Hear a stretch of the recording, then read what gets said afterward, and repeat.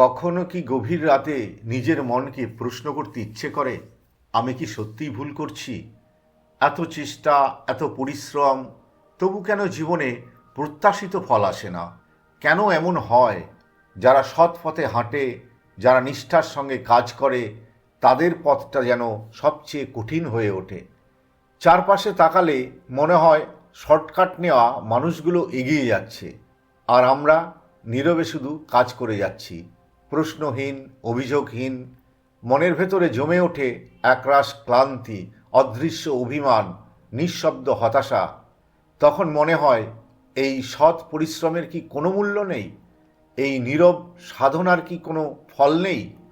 ঠিক এই প্রশ্নের উত্তর দিতেই হাজার বছর আগে কুরুক্ষেত্রের প্রান্তরে ভগবান শ্রীকৃষ্ণ উচ্চারণ করেছিলেন একটি চিরন্তন সত্য, কর্মণ্যেবাধিকারাস্তে মা ফলেষু কদাচন।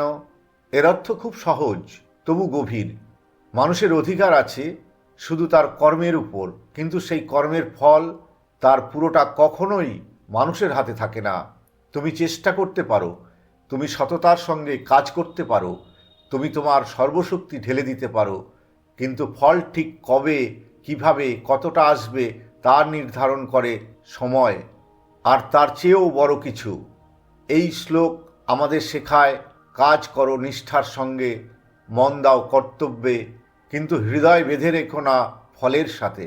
কারণ ফলের মোহই মানুষের মনকে দুর্বল করে, আর কর্তব্যে স্থির থাকাই মানুষের প্রকৃত শক্তি। ফলের মোহ কিভাবে মানুষকে দুর্বল করে? ফলের প্রতি অতিরিক্ত আসক্তি মানুষকে ধীরে ধীরে ভিতর থেকে দুর্বল করে দেয়।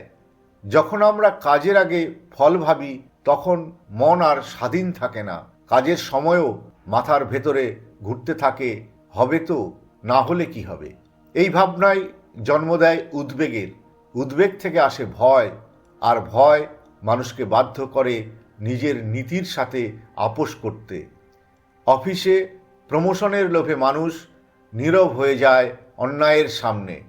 ব্যবসায় লাভের আশায় মানুষ ভুল পথে পা বাড়ায়। পড়াশোনায় ফলাফলের আতঙ্কে জ্ঞান নয়, শুধু নম্বরই হয়ে ওঠে লক্ষ্য। ফলের মোহ মানুষকে শেখায় দ্রুত পেতে, যে কোনো উপায়ে পেতে, আর ঠিক সেখানেই মানুষ নিজের শক্তিটাই হারিয়ে ফেলে। কারণ যে মন সবসময় ফলের দাস, সে মন কখনো স্থির হতে পারে না, কখনো পূর্ণ শক্তিতে কাজও করতে পারে না। কর্তব্যে মন, এর অর্থ কী? কর্তব্যে মন রাখা মানে শুধু কাজ করে যাওয়া নয়। কর্তব্যে মন মানে যে কাজটি আজ তোমার সামনে আছে তাকে সম্পূর্ণ মন দিয়ে করা। কাজটা ছোট হতে পারে, হয়তো কেউ দেখছে না, হয়তো কেউ বাহবা দেবে না, তবু তুমি তাকে করছো নিজের বিবেকের কাছে দায়বদ্ধ থেকে। কর্তব্য মানে ফল আসবে কি আসবে না এই প্রশ্নকে পাশে সরিয়ে রেখে বলা, আজ আমার যা করা উচিত আমি সেটুকুই করব। যখন মানুষ কর্তব্যে স্থির হয়, তখন তার কাজ আর বোঝা থাকে না, কাজ হয়ে ওঠে সাধনা। সে তখন অন্যের সঙ্গে নিজেকে তুলনা করে না, তাড়াহুড়ো করে না, অস্থির হয় না।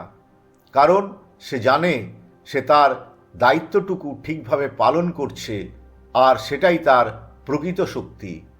সাফল্য আর ব্যর্থতা দুটিই ক্ষণস্থায়ী। যাকে আজ আমরা সাফল্য বলি, কাল তা শুধুই স্মৃতি হয়ে যায়। আর যাকে আজ ব্যর্থতা বলে মনে হয়, কাল সেটাই হয় জীবনের সবচেয়ে বড় শিক্ষা। সময় কাউকেই এক জায়গায় আটকে রাখে না। যে আজ শীর্ষে, সে কাল নিচে নামতে পারে, আর যে আজ পিছিয়ে, তার জন্য আগামীর দরজা বন্ধ নয়। কিন্তু মানুষ এই দুটোকেই চিরস্থায়ী ভেবে ভুল করে। সাফল্যে অহংকারে ভরে ওঠে, আর ব্যর্থতায় ভেঙে পড়ে। ভগবদ্গীতা শেখায় এই দুয়ের মাঝখানে দাঁড়িয়ে থাকতে, না তো সাফল্যে উচ্ছ্বসিত হয়ে পথ হারাতে, না তো ব্যর্থতায় হতাশ হয়ে নিজেকে হারাতে। যে মানুষ বুঝে যায় সবই অস্থায়ী, সে মানুষই প্রকৃত শান্তির দিকে এগিয়ে যায়।